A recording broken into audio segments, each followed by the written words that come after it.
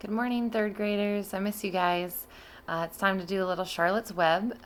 So we left off previously on chapter 6. So now we're on chapter 7. Just as a quick recap, chapter 6, we just learned a lot about summer days. So it was all about the birds and different animals coming out, and the goslings hatched. And Templeton ended up taking one of the eggs that didn't hatch. It was kind of just a bad egg. It just didn't make it, and he took it and hid it under his trough. So a nice uplifting chapter. And now chapter 7 is called Bad News. So we'll find out what's going on with that in chapter 7. The vocabulary words, if you're in your vocabulary packet, are anesthetics or anesthetic, campaign, sensible, conspiracy, and hysterics. So pause the video right now, or take just a few seconds to look over those terms and their definitions, so that when I read them, you will be a little bit better prepared. All right. Oh, and 7 in Roman numerals, you can see is VII. Remember, V is for 5, and the I's are each 1. So 5, 1, 1. 5 plus 1 is 7. Wilbur liked Charlotte better and better each day. Her campaign against insects seemed sensible and useful. Hardly anyone around the farm had a good word to say for a fly. Flies spent their time pestering others. The cows hated them. The horses detested them. The sheep loathed them. Mr. and Mrs. Zuckerman were always complaining about them and putting up screens. Wilbur admired the way Charlotte managed. He was particularly glad that she had always put her victim to sleep before eating it. "It's real thoughtful of you to do that, Charlotte," he said. "Yes," she replied in her sweet, musical voice. "I always give them an anesthetic, so they won't feel pain. It's a little service I throw in." As the days went by, Wilbur grew and grew. He ate 3 big meals a day. He spent long hours lying on his side, half asleep, dreaming pleasant dreams.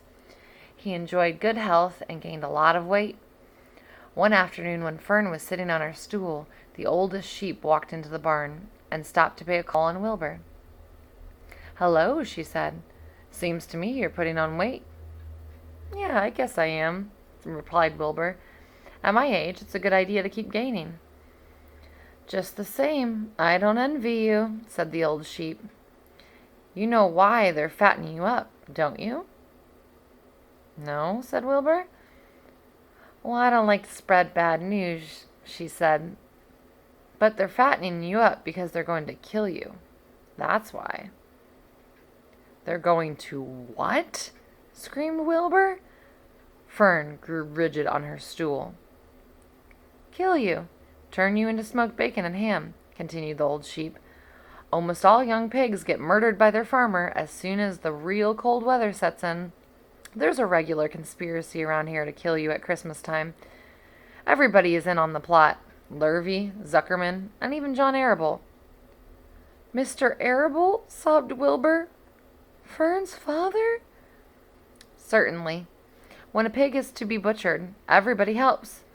I'm an old sheep, and I see the same thing, same old business, year after year. Arable arrives with his 22,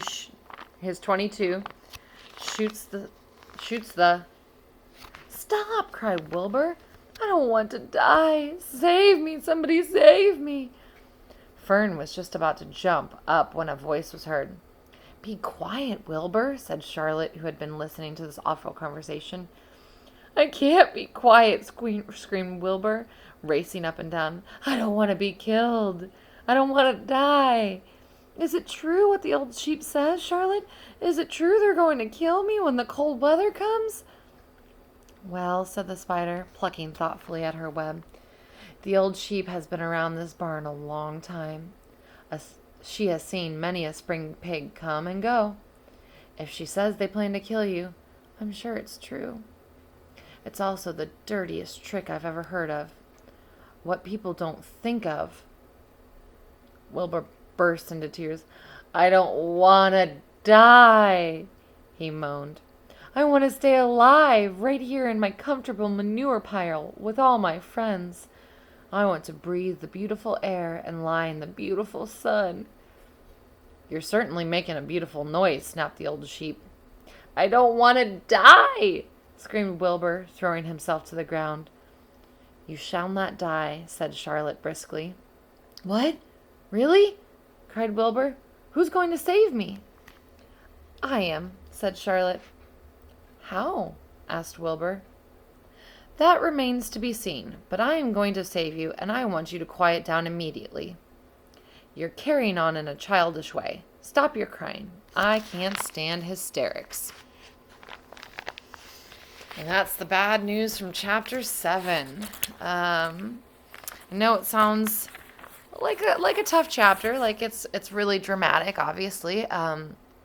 But we will come to see the plot of the story is Charlotte figuring out a way how to save Wilbur. You and I both know that animals are used for food. If you had chicken for lunch or you had sausage for breakfast, we know that those come from animals. And normally it's not such a dramatic thing for us because we just go to the grocery store and pick something up and then cook it at home. But there definitely is that process on farms that happens. And obviously, as a fictional or fake book and a character, we are now favoring probably the side of Wilbur. We want him to live. We've come to learn about him, his characteristics, and seemingly, probably, hopefully, like him. And we want him to live, right? So I want you to do a little bit of thinking and figure out what you think a small little spider can do to save the life of a pig from the humans. And we will come back and read chapter 8 again the next time, which is called A Talk at Home. Bye, guys. Miss ya.